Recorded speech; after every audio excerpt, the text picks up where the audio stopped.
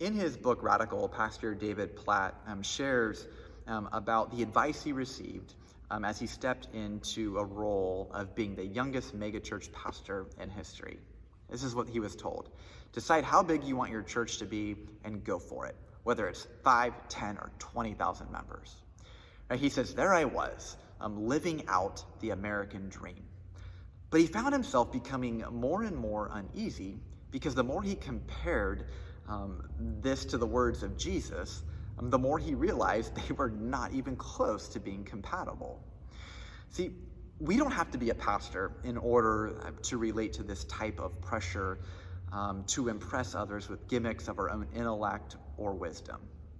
Right? The problem is, in our attempt to be clever and impress with the wisdom of this world, we are actually stripping away the very source of power that we can tap into, which is able to bring lasting change not only in our lives, but in the lives of others.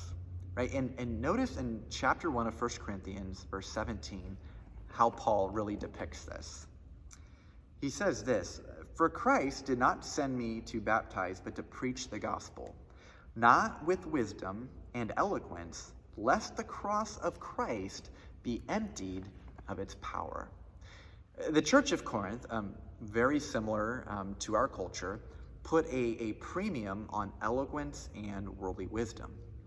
And in other places, they looked down upon Paul for having a less than stellar physical stature and for not being this kind of strong, charismatic presence when speaking in person. They were seeking to find power and prestige in all the wrong places and in all the wrong ways. Paul actually goes on to say that when we do this, we are emptying the cross of its power. So this means that there is great power in the cross, but we are failing to access it when we seek to elevate our own wisdom or cleverness or intellect above the cross. Part of human nature is we like to impress. We like to seem smart and appear relevant to the people whose opinions matter to us. And these desires may not even be purely evil, right? We may genuinely desire to be someone who has the answers to help and to serve. The problem is many of us go about this quest to serve and to help independent of our main power source, which is the cross. And I know for me, if I'm being completely honest, there have been many times over the course of my faith where I've just taken the cross for granted because of its prevalence, and therefore had the attitude is, well, I need something else to be impactful. But there's nothing further from the truth, right? By having this attitude, I am making myself the agent of change rather than God.